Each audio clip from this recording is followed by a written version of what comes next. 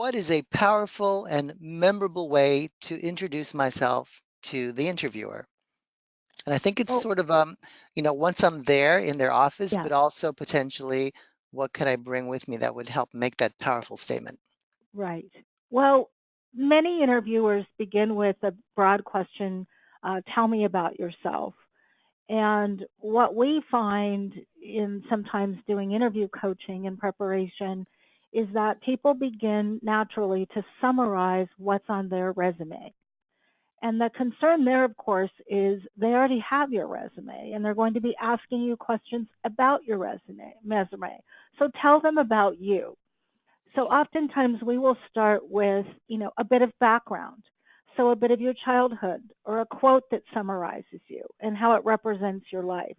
But you're also giving them insight into who you are, which at the end of the day also helps to determine fit. Sometimes we recommend that you bring something along with you other than another copy of your resume. We have a document that we call the value graphic, which serves to be a summary of one's career, hitting the highlights, but most importantly, through a section called Speaking Personally, it does begin to tell your story. What is your leadership style? Why do you think entrepreneurial skills are important to any organization? Those kinds of things. Mhm. So having that document to present that feels different, looks different, can also help to direct the initial part of that conversation. Great. You brought up the dreaded question, so tell me about yourself. So let's pick up there because it is one that is often chatted. In fact, it's been chatted in today. What are they really looking for me to say in reply to the question? So tell me about yourself. Well, at the executive level, once you've made it in the door, so to speak, so you've gone through the screening interviews, you may have had some interviews by phone, they've already determined that you can do the work, and that you bring the expertise and experience and knowledge to the table. So the question now, as I mentioned, is fit. Can I work with you? And honestly, can you work with them?